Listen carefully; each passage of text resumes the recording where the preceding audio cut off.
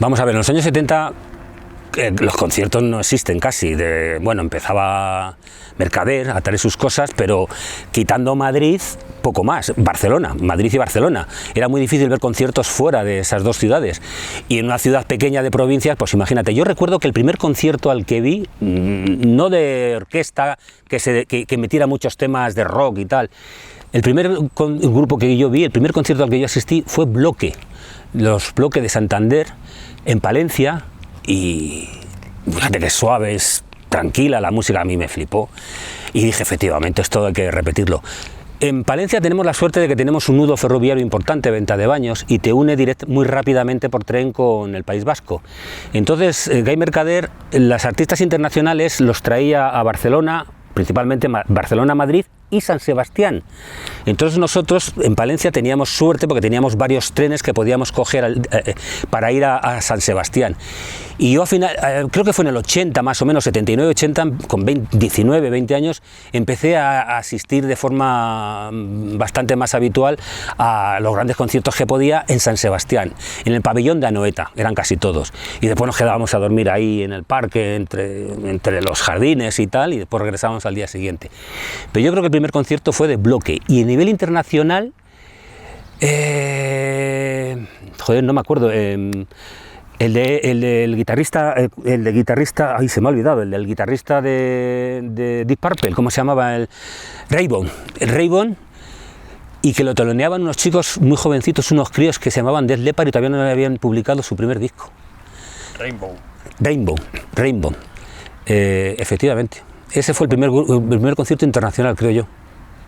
¿Todo eso en San Sebastián? Eso en San Sebastián. ¿Con qué edad hablamos más o menos? 19, 20 años. Mira, muy fácil.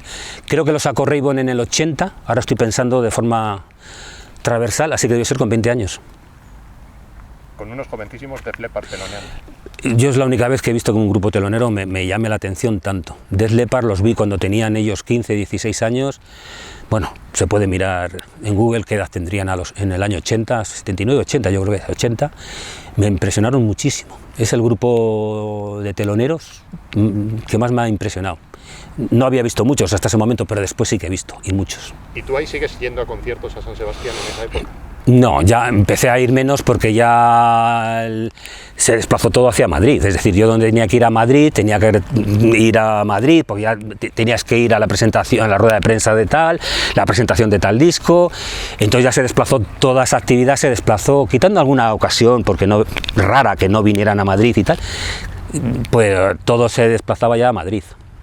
¿Y qué diferencias ves entre el ambiente rockero que había en ese momento en el País Vasco y el que había en Madrid? Bueno,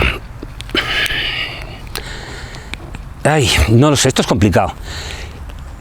Vamos a ver, Madrid, en rock duro y en heavy metal, no hay otra cosa igual en España. Es decir, el 90% se hacía todo en Madrid.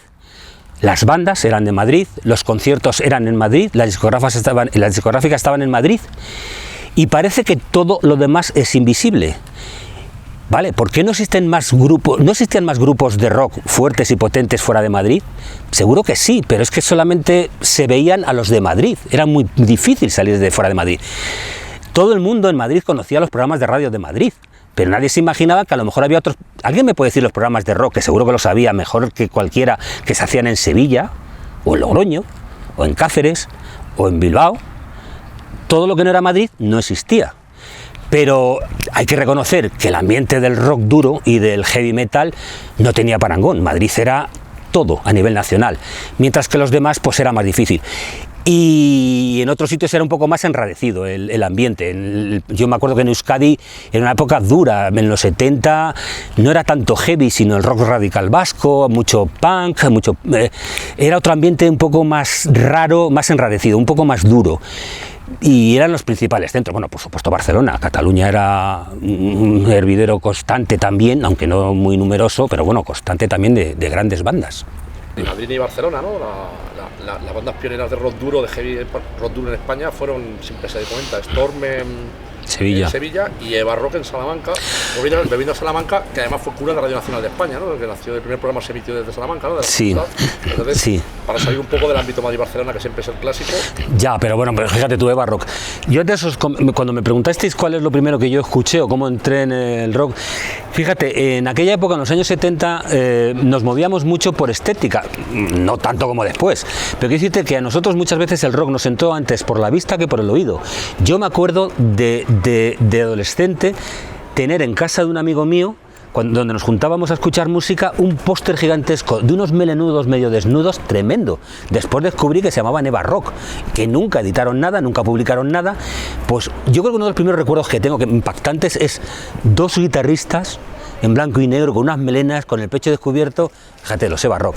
Y no conseguí, nunca editaron nada. Y hubo un momento en que sí que se oyó un trozo de aquella actuación tan famosa del 85. En Salamanca hace como 15 años hubo una muestra de rock y salían imágenes con tomavistas sin audio, que era de exactamente. Y yo creo que Flores, que era el intérprete, exactamente, grabó la línea, no sé si fue de bajo. Entonces sí, estaba como desvirtuada porque era algo así como, bueno, exactamente. Te acordarás mejor que yo. Sí, aquella fue, ¿qué exposición fue? Fue la exposición de la Cochambre. Se hizo en varias zonas de Salamanca del ámbito universitario, el Colegio Mayor Fonseca, no recuerdo cuál era la otra. Una exposición maravillosa y efectivamente muy bonita, muy entrañable, porque la gente descubrió lo que hubo que después se repitió ese festival de la Cochambre en varias ciudades también, ¿no? En los años siguientes. Pero bueno, la repercusión que tuvo aquel concierto y sobre todo lo que se decía, en el concierto del diario de Burgos, me parece que fue el que sacó lo de la Cochambre. Ay, sí, pues eso fue uno de los primeros recuerdos que yo tengo impactantes. Por eso te decía yo que me entró antes por los ojos que por el oído. Y a partir de ahí empezamos a ver qué era esa gente tan rara. Fíjate que volvíamos antes a salir de Madrid-Barcelona y ya estaba el Festival de Burgos, de la Cochambre, luego 76, el de León. En los 60 estuvo el León, el concurso de Ciudad León de los 60, que era muy avanzado, tenían hasta zonas internacionales. Así es. Finalmente saliendo de Madrid y Barcelona y estamos hablando de Castilla y León nuevamente, con lo cual algo hay. Y la pregunta mía es, cuando tú eras un chaval y ya estabas en la pomada, 73, 74, con el Guy Rock, sí. ¿Tú no tuviste oportunidad, haciendo, aunque sea autostop, como hacía mucha gente en esos años, de haber ido al Festival de Burgos, o te enteraste? No, de hecho, creo que no fui consciente de que existía ese festival en el momento ese, sino cuando salió la fotografía en el Popular 1 de las fotos. Es decir, yo no conocí lo del Festival de Burgos hasta después, hasta unos años después. Sí que hacíamos muchos autostop en aquella época, pero no se me ocurrió, es que no creo que me hubieran dejado, con 15 años, ponerte a hacer autostop para irte a un concierto de rock, que eso estaba muy mal visto.